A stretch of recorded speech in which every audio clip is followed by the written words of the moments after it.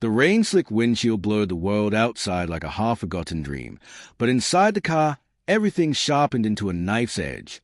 My fingers clenched the steering wheel, knuckles whitening against a leather that still smelled faintly of a perfume, jasmine and regret. The phone buzzed in the cup holder, her name lighting up the screen like a flare in the dark. Hey, babe, girls' night tonight. Don't wait up.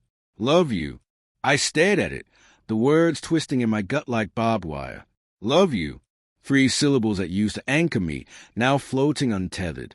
Then, unbidden, the memory crashed in.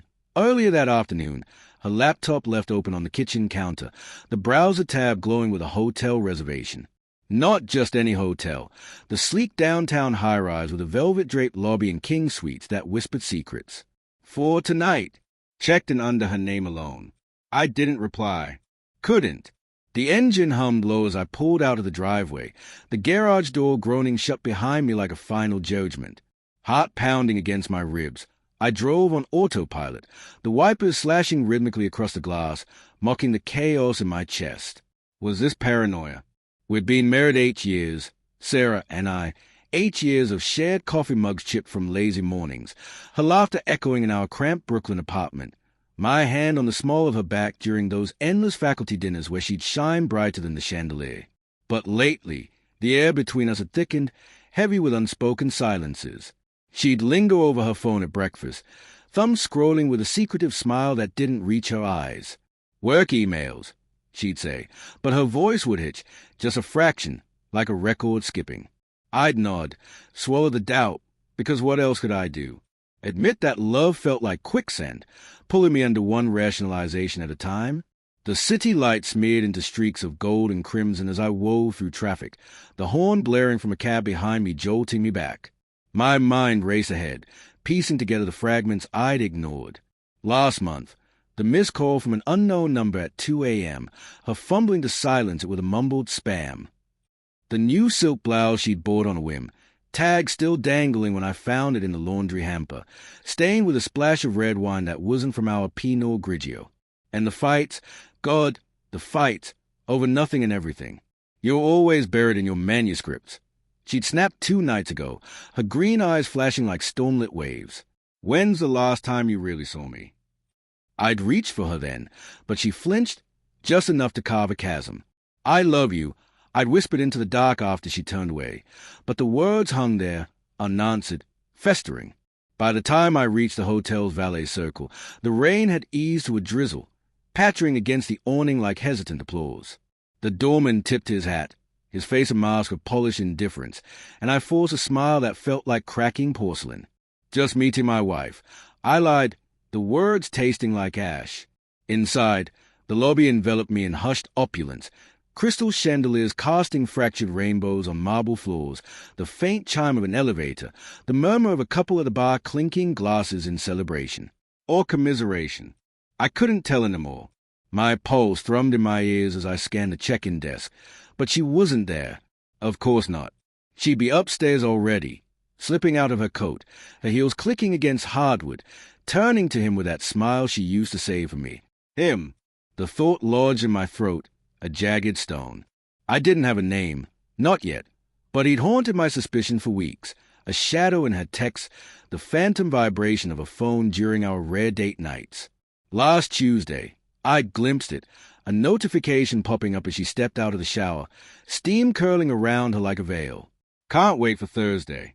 Miss your hands.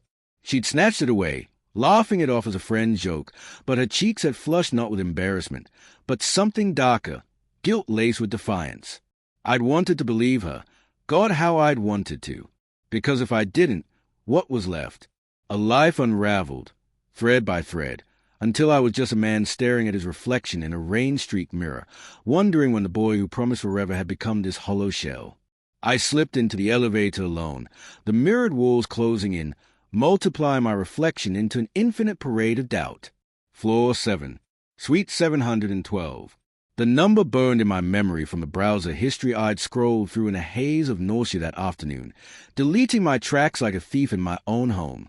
The doors slid open with a soft ding, and the hallway stretched out, carpet muffling my steps like a conspirator. My hand trembled as I knocked. 3 sharp raps, each one echoing my fracturing resolve. Silence. Then a rustle, the click of a latch. She opened the door, and time splintered. Sarah stood there in a simple black dress that hugged her curls like a lover's promise, her auburn hair loose and wild, lips parted in shock. Behind her, the room unfolded in golden lamplight, a bottle of champagne chilling in a silver bucket, 2 flutes half-filled on the nightstand, rose petals scattered across the bed like spilled blood. No one else.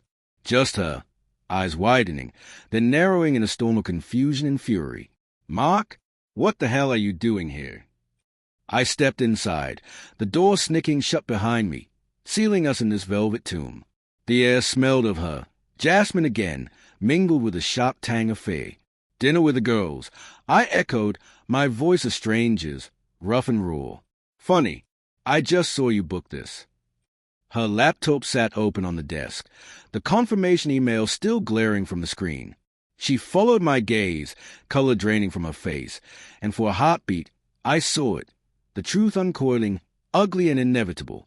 "It's not," she started, but her voice broke, hands twisting the hem of her dress. Denial flickered in her eyes, that old reflex, but it crumbled under my stare. She sank onto the edge of the bed, the petals crunching beneath her, and buried her face in her hands. Sobs racked her shoulders, not the quiet tears of remorse, but something deeper, more primal, a keening that mirrored the ache blooming in my chest. I wanted to hold her, to rewind to the morning when she kissed my forehead and whispered about weekend plans, but anger surged instead, hot and blinding. "Who is he?" The words clawed out, laced with venom I didn't recognize. Love and hate, tangled so tight they bled into one. She looked up, mascara streaking like war paint, her gaze locking onto mine with a desperation that pierced deeper than any lie. "There is no he, Mark. God, how could you think?" But the words faltered, her breath hitching. The room spun, the champagne bubbles rising mockingly in the glasses. She reached for my hand, her fingers cold against my skin, and pulled me down beside her. "It's me. It's us. I've been planning this. For you." Confusion crashed over me, a tidal wave drowning the rage. She fumbled in her purse, withdrawing a small velvet box, flipping it open to reveal a pair of earrings, delicate silver vines, the ones I'd admired in that Soho window months ago, back when touches lingered and silences were comfortable. The air thickened, her confession spilling out in fragments. The girls' night a ruse to surprise me, the hotel our first real getaway in years, away from the deadlines and dishes that had eroded us. The secretive texts, hers to the planner, coordinating the impossible. But as she spoke, a shadow crossed her face, her grip tightening on the box until her knuckles blanched. "I almost canceled it a dozen times," she whispered, voice fracturing, "because I found out about her, the TA from your department, the late nights at the office that smelled like cheap Merlot and someone else's perfume." The world tilted, the rose petals blurring into crimson haze. "Huh, Emily," with her bright laugh and lingering glances during office hours, the one I'd told myself was just a flirtation, a balm for the loneliness Sarah's distance had carved. One drink after a lecture, then 2, then her hand on my knee under the table. Innocent, I'd rationalized, until it wasn't. Guilt roared through me, a beast I'd caged in denial, now unleashed in the ruins of this room. Sarah's eyes searched mine, not with triumph, but a weary sorrow that mirrored my own shattered trust. "I wanted to surprise you, to fight for us. But now, I don't know if there's anything left to save." I pulled her close, the earrings box tumbling to the floor, forgotten amid the petals. Her body trembled against mine, warm and familiar, yet irrevocably changed. Love, that treacherous beast, clawed at the betrayal's edges. Mine, haze, ours, leaving us both raw, exposed in the lamplight. Outside, the rain resumed, a relentless tattoo against the window, washing away nothing. As her sobs quieted into shaky breaths, I held her tighter, the champagne warming untouched, the night stretching into an uncertain dawn. We both wondered, both broken the vows and shadows, and in that mutual wreckage, a fragile truth emerged. Forgiveness wasn't absolution, but the first, bloody step toward rebuilding from the bones of what we'd nearly lost.